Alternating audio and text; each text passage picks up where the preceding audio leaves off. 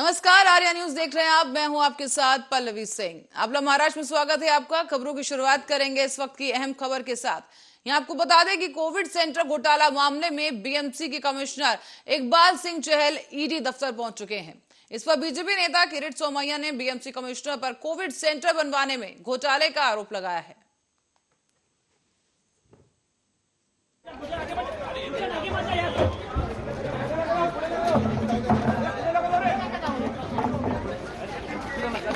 इकबाल चहल sir, आपको बुलाया गया। इकबाल सिंह चहल पर उस मामले पे ईडी ने जो उन्हें सम्मन दिया था आज के लिए।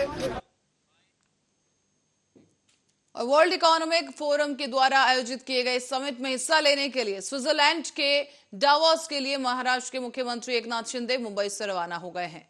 दरअसल 20 उपयोगी संबंधी लगभग 20,000 करोड़ के एमओयू साइन कर महाराष्ट्र में निवेश लाने की कोशिश की जाएगी। बता दें आपको कि पिछले कुछ महीनों से ही कई सारे बड़े प्रोजेक्ट्स ऐसे हैं जो महाराष्ट्र से गुजरात में चले गए थे और इसी की वजह से विपक्ष शिंदे सरकार पर गंभीर आरोप लगा रही थी। Happy journey. Happy journey.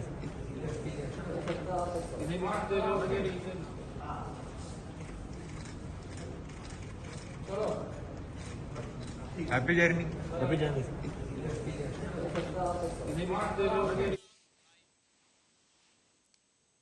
Maharashtra की सियासत में कब उथल पुथल हो जाए ये कोई नहीं जानता। नेताओं और पत्रकारों का एक पार्टी छोड़कर किसी और पार्टी में आना या फिर जाना एक आम बात हो गई है। दरअसल पत्रकार नवनाथ बान ने उप मुख्यमंत्री देवेंद्र फडणवीस की उपस्थिति में बीजेपी का दामन थाम लिया है। इस दौरान उनका जोरदार स्वागत किया गया।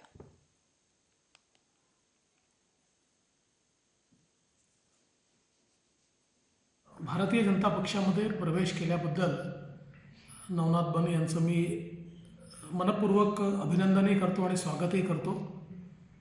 त्यांचा जो प्रदीर्घ अनुभव माध्यम क्षेत्रातला आहे आणि विशेषतः विविध राजकीय पक्षांचं काम जवळून बघितलेलं आहे, एक पॉलिटिकल सेन्स आहे आणि आजच्या काळामध्ये राजकीय पक्षांना माध्यमातून व्यक्त होण्याकरता एक वेगळ्या प्रकारे तयारी करावी लागते। तशी तयारी त्यांच्याकडे आहे आणि म्हणून त्यांच्या या संपूर्ण कामाचा आणि अनुभवाचा फायदा भारतीय जनता पक्षाला होईल हा मला विश्वास आहे। मी त्यांचं मनपूर्वक अभिनंदन करतो। भारतीय जनता पक्षामध्ये प्रवेश केल्याबद्दल नवनाथ बन यांचं मी खबर अब नागपुर से है। यहां आपको बता दें कि नायलॉन मांझे से 11 साल के एक बच्चे की गला कटने से मौत हो गई है। दरअसल नायलॉन के मांझे की वजह से कई लोग अपनी जिंदगी से पहले भी हाथ धो बैठे हैं, लेकिन फिर भी जनता इसे खरीदने से बाज नहीं आ रही है। बताया जा रहा है कि हाल ही में 11 साल के बच्चे की मौत हो गई और ये पूरी घटना नागपुर के जरीपटका इलाके की है।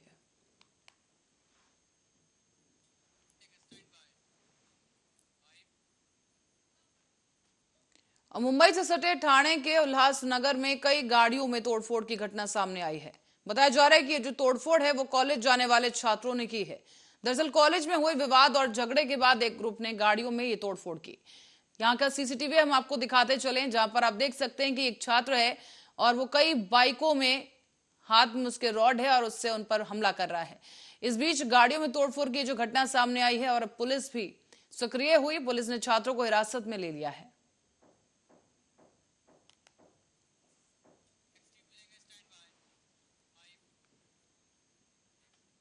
और महाराष्ट्र के गढ़चिरौली जिले के अहेरी तालुका के वेडमपल्ली के जंगल में नक्सलियों से पुलिस की मुठभेड़ हुई है। इस बीच बताया जा रहा है कि 15 जनवरी की दोपहर 2 बजे के करीब 20 से 25 नक्सली घात लगाकर बैठे हुए थे। उन्होंने जैसे ही पेट्रोलिंग टीम C60 के कमांडो को देखा तो उन पर अंधाधुंध फायरिंग शुरू कर दी, लेकिन पुलिस पहले से ही सतर्क थी, इसलिए C60 के कमांडो यानी कि पुलिस का जो विशेष दस्ता है इसके लिए पहले से ही तैयार था। पुलिस ने भी जवाबी फायरिंग की और इसके बाद घंटों की फायरिंग के बाद आखिरकार इन नक्सलियों को वहां से भगा दिया गया। ये नक्सली वहां से भाग खड़े हुए हैं। हालांकि इस दौरान पुलिस ने बड़े पैमाने पर हथियार और बाकी अन्य नक्सल साहित्य को बरामद कर लिया है।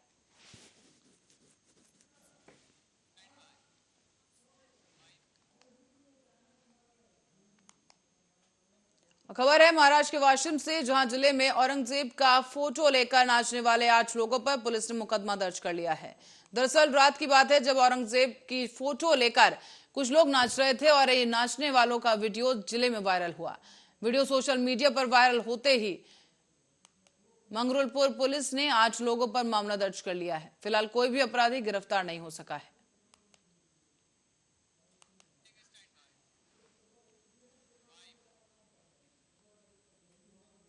और अहमदनगर में पतंग उड़ाने को लेकर 2 गुटों में जमकर विवाद हुआ। पतंग उड़ाने को लेकर हुए इस विवाद के बीच दोनों गुटों में जमकर पत्थरबाजी शुरू हो गई।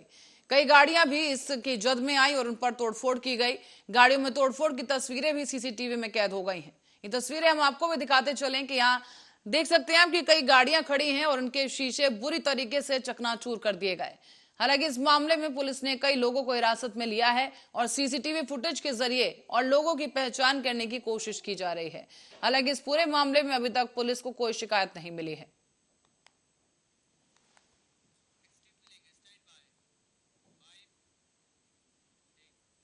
और बीजेपी नेता किरीट सोमैया ने बताया है कि मुंबई पुलिस ने किशोरी पेडनेकर परिवार और किश कॉर्पोरेट सर्विस प्राइवेट लिमिटेड के खिलाफ निर्मल नगर बांद्रा में पूर्व पुलिस स्टेशन में गोमता जनता SRA वर्ली मुंबई में धोखाधड़ी के आरोप में प्राथमिकी दर्ज की है।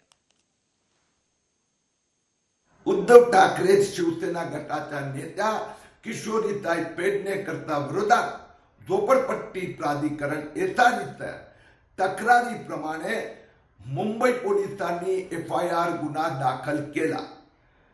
गेले वर्षभर आम्ही पाठपुरावा करत होतो। वर्ली गोमाता जनता SRA मधील गाळे ढापणे, स्वतःचा कंपनीचा अनधिकृत कार्यालय उघडणं, फोर्जरी फ्रॉड करणे गुन्हा दाखल झाला। उद्धव ठाकरे शिवसेना गटात खबर अब अमरावती से है, जहां पर ANC विधायक रवि राणा और सांसद नवनीत राणा को लेकर चंद्रशेखर बावनकुले ने बयान दिया है। उन्होंने कहा कि दोनों का विचार हिंदुत्व है और नवनीत राणा और रवि राणा को बीजेपी पार्टी में शामिल हो जाना चाहिए और कमल पर ही चुनाव लड़ना चाहिए। उन्हें अलग चुनाव लड़ने की जरूरत नहीं है। बीजेपी के प्रदेश अध्यक्ष चंद्रशेखर बावनकुले ने यह जवाब दिया कि उन्हें बीजेपी में आना चाहिए। तुम्हाला वारंवार सांगतोय, मागच्या दहीहंडीतही सांगितलं, आत्ताही सांगितलं, खुल्या मनाने त्यांना आता भाजपनं समर्थन दिलं पक्षाचं। आमचा प्रयत्न असेल, आम्ही शेवटी आमचा पक्ष वाढवण्याकरता प्रयत्न करतो की उद्या नवनीत राणाजी असतील, रवी राणाजी असतील, यांनी कमळावर लढावं, राष्ट्रीय पक्षामध्ये यावं। ते राष्ट्रीय पक्षामध्ये काम करण्याचे योग्य आहे। त्यांनी हनुमान चालीसा आणि त्या ठिकाणी मोठ्या प्रमाणावर हिंदू संस्कृतीचं जतन करण्याचं काम केलं आहे। हिंदुत्वाबद्दल त्यांचे विचार परखड आहे आणि त्यामुळं समविचारी पक्षाच्या लोकांनी वेगळं वेगळं न लढता नवनीत राणा आणि रवी राणांनी भारतीय जनता पक्ष स्वीकारावा। महाराष्ट्र के औरंगाबाद जिले में भीषण आग लग गई है। औरंगाबाद के वालोज MIDC इलाके के साहिल प्लास्टिक नाम की एक कंपनी है जिसमें ये आग लगी। बताया जा रहा है कि 6 फायर ब्रिगेड की गाड़ियों को तत्काल ही मौके पर बुलाया गया, जिसके बाद इस आग को बुझाने के लिए तमाम गाड़ियां यहां पर फायर ब्रिगेड की पहुंची हैं। तस्वीरों के जरिए हम आपको दिखा दें कि आग काफी विकराल रूप ले चुकी है। तस्वीरों में साफ देखा जा सकता है कि काले धुएं का गुबार उड़ रहा है और दमकल विभाग की गाड़ी कड़ी मशक्कत के साथ इस आग पर काबू पाने की कोशिश में जुटी हुई है।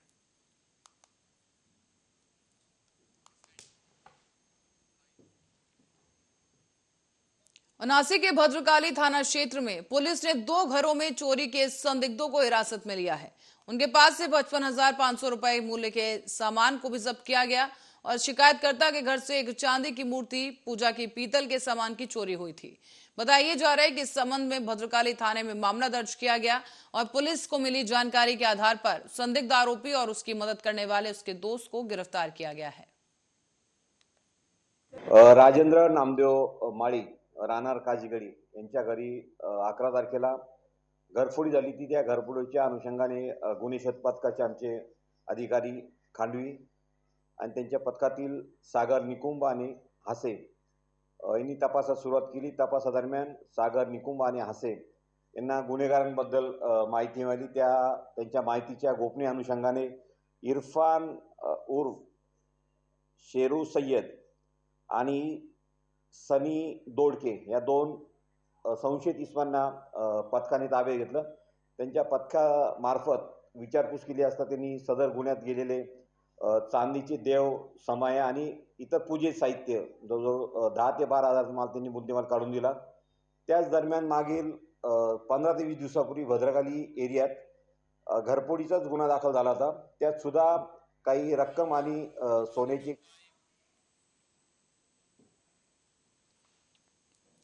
कुख्यात गैंगस्टर छोटा राजन के जन्मदिन के अवसर पर मलाड में बैनरबाजी हुई है और मुंबई के मलाड क्षेत्र में कबड्डी टूर्नामेंट के दौरान छोटा राजन के बैनर नजर आए हैं. मलाड के कुरार गांव इलाके में तानाजी नगर में ये बैनरबाजी हुई है.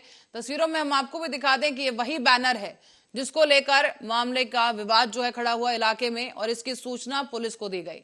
पुलिस ने मौके पर पहुंचते ही बैनर्स को हटवा दिया है. ये बैनर सीआर सामाजिक संगठन महाराष्ट्र के राज्य द्वारा लगाए गए थे. इस संबंध में अब कुरार थाने में प्राथमिकी दर्ज करवाई गई है और 6 लोगों को गिरफ्तार किया गया.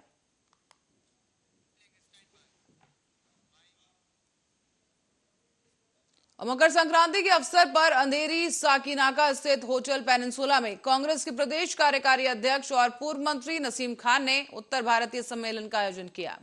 इस अवसर पर लोकगीतों का रंगारंग कार्यक्रम आयोजित किया गया था, जहां बड़ी संख्या में उत्तर भारतीय समाज के लोग इस कार्यक्रम में उपस्थित हुए.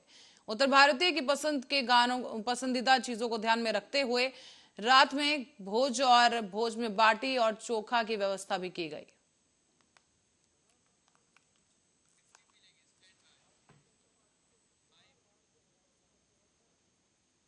प्रधानमंत्री नरेंद्र मोदी कल तेलंगाना को सौगात देते नजर आए और आपको बता दें कि अब पीएम मोदी ने 8वीं वंदे भारत ट्रेन को हरी झंडी दिखा दी है. इस मौके पर प्रधानमंत्री नरेंद्र मोदी ने कहा है कि जो ट्रेन है वो नए भारत के संकल्पों और सामर्थ्य का प्रतीक है. ये उस भारत का प्रतीक है जो तेजी के साथ बदलाव के रास्ते पर है. ट्रेन इसकी एक और विशेषता भी है. ये ट्रेन नए भारत के संकल्पों और सामर्थ्य का प्रतीक है. ये उस भारत का प्रतीक है जो तेज बदलाव के रास्ते पर चल पड़ा है. ऐसा भारत जो अपने सपनों, अपनी आकांक्षाओं को लेकर अधीर है. हर हिंदुस्तानी अधीर है. ऐसा भारत जो तेजी से चलकर अपने लक्ष्य तक पहुंचना चाहता है. ये वंदे भारत एक्सप्रेस उस भारत का प्रतीक है जो सब कुछ श्रेष्ठ चाहता है, उत्तम चाहता है. ये वंदे भारत एक्सप्रेस उस भारत का प्रतीक है जो अपने हर नागरिक को बेहतर सुविधाएं देना चाहता है. ये वंदे भारत एक्सप्रेस उस भारत का प्रतीक है जो गुलामी की मानसिकता से बाहर निकलकर आत्मनिर्भरता की तरफ बढ़ रहा है.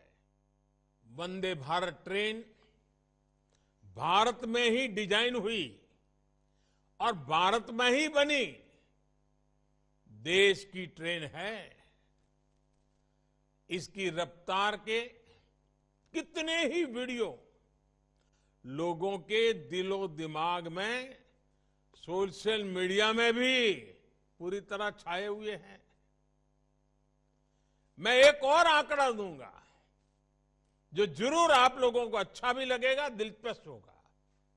बीते कुछ ही वर्षों में 7 वंदे भारत ट्रेनों ने कुल मिलाकर 23 लाख किलोमीटर का सफर पूरा किया है. ये पृथ्वी के 58 चक्कर लगाने के बराबर है. इन ट्रेनों से अब तक 40 लाख से अधिक यात्री यात्रा कर चुके हैं. इन ट्रेनों में यात्रा करने वाले लोगों का जो समय बचता है वो भी अनमोल है। भाइयों और बहनों, कनेक्टिविटी का स्पीड से और इन दोनों का सबका विकास से सीधा संबंध है। कनेक्टिविटी से जुड़ा इंफ्रास्ट्रक्चर दो जगहों को ही नहीं जोड़ता, बल्कि ये सपनों को हकीकत से भी जोड़ता है। ये मैन्युफैक्चरिंग को मार्केट से जोड़ता है। और फतेहाबाद से खबर है, जहां फतेहाबाद में प्रदेश के बड़े पैमाने पर ई ट्रेडिंग को लेकर ई टेंडरिंग पर सरपंचों के द्वारा विरोध प्रदर्शन किया गया है। इस विरोध करने के बाद पंचायत मंत्री देवेंद्र बबली ने अपना स्टेटमेंट जारी किया और कहा कि सरपंचों की तरह मैं भी एक जनप्रतिनिधि हूं और जनता के सेवक हैं। सरकार जो कि बदलाव ला रही है, खुद जनता की सुविधा के लिए ला रही है, ताकि कार्य में और पारदर्शिता आ सके। प्रतिनिधि हूँ और जनता ने हमें सेवा के लिए चुना है। मैं सभी चुने प्रतिनिधियों से अनुरोध करना चाहूँगा कि जो पारदर्शिता के लिए सरकार काम करना चाहती है, उसमें आप सरकार का सहयोग करें और अपने अपने गांव के डेवलपमेंट में सरकार का साथ दें और ग्रामवासियों को अपने साथ जोड़कर गांव के विकास को आगे बढ़ाएं। जो आज एक गलतफहमी में जिसको कह सकता हूं कि कुछ लोग भ्रमित करके हमारे शुभचिंतक हमारे चुने प्रतिनिधियों में फैला रहे हैं। मैं अनुरोध करना चाहूँगा सभी से कि एक बार आप जो ये मैनुअल काम था, इसको सिर्फ हम सॉफ्टवेयर में लेके जा रहे हैं, जिससे हमारे काम में गुणवत्ता भी आएगी और काम की अकाउंटेबिलिटी भी तय होगी। और जो पहले जब हम जनसंवाद के लिए हरियाणा प्रदेश के जिलावार सरपंच से मिलने गए, वहाँ जो सुझाव आए, हमने उस सुझाव को अमेंडमेंट करके जो उनके सुझाव गांव के हित के लिए थे, प्रदेश को प्रगति पर ले जाने वाले थे, उनको हमने जोड़ने का काम किया है। 7 दिन में अब टेंडर प्रक्रिया पूरी होगी और इससे पैसे का जो दुरुपयोग होता था वो रुकेगा। आम जनमानस टेंडरिंग प्रोसेस के माध्यम से ऑनलाइन इसको चेक कर सकता है और हम हर जगह पर बोर्ड लगाकर उसका डिटेल देने का काम करेंगे, ताकि हर गांववासी, क्योंकि ये। और उत्तर प्रदेश के उन्नाव में नाबालिग से रेप के चर्चित केस में सजा काट रहे भारतीय जनता पार्टी से निष्कासित नेता कुलदीप सिंह सेंगर को दिल्ली हाईकोर्ट ने बड़ी राहत दे दी है। दिल्ली हाईकोर्ट ने कुलदीप सिंह सेंगर को जमानत दी है और कुलदीप सिंह सेंगर ने बेटी की शादी में होने के लिए दिल्ली हाईकोर्ट में जमानत याचिका दाखिल की थी। अब कुलदीप सिंह सेंगर की ओर से दाखिल की गई याचिका पर सुनवाई करते हुए दिल्ली हाईकोर्ट ने अंतरिम जमानत मंजूर कर ली है।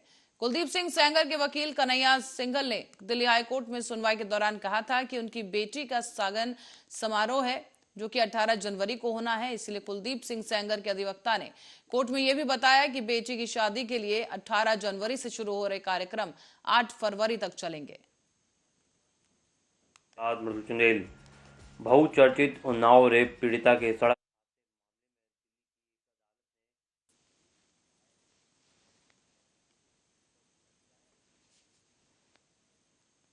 और आपको बता दें कि समराला से खबर है, जहां पर चंडीगढ़ लुधियाना बाईपास पर मृत गाय से कार की टक्कर में कार सवार शुगर मिल के चीफ इंजीनियर की मौत हो गई है।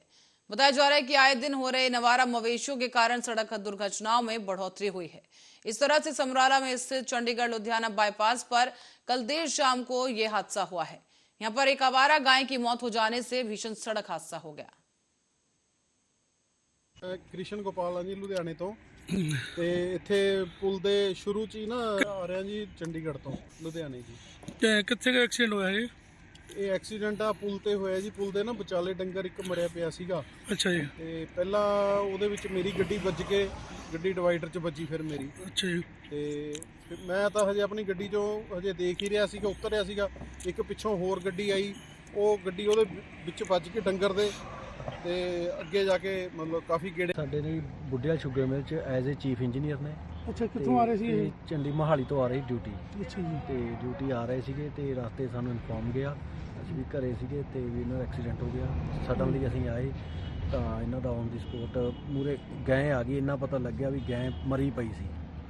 ਹੋਰ ਵੀ ਗੱਡੀਆਂ ਦੇ ਐਕਸੀਡੈਂਟ ਹੋਏ ਨੇ, ਇਹਨਾਂ ਦੀ ਵੀ ਐਕਸੀਡੈਂਟ ਹੋਇਆ ਤੇ ਗੈਂ ਦੀ ਵਜ੍ਹਾ ਨਾਲ ਇਹਨਾਂ ਦਾ ਔਨ ਦੀ ਸਪੋਟ ਡੈਥ ਹੋ ਗਈ। ਤੇ ਇਹਨਾਂ ਦੇ ਘਰਦਿਆਂ ਨੂੰ ਪਤਾ ਲੱਗ ਗਿਆ ਜੀ? ਹਾਂਜੀ, ਇਹਨਾਂ ਦੇ ਘਰ ਦੇ ਫੈਮਿਲੀ ਮੈਰਿਡ ਸੀਗੇ ਜਾਂ ਬੱਚੇ ਨੇ ਜੀ, ਇਹਨਾਂ ਦੀ ਵਾਈਫ ਹੀ ਆ, ਬੇਟੀ ਤੇ बेटा आ गए। और इस खबर के साथ ही बुलेटिन में फिलहाल के लिए इतना ही। देश दुनिया से जुड़ी तमाम खबरों के लिए बने रहे हमारे साथ, देखते रहे आर्या न्यूज।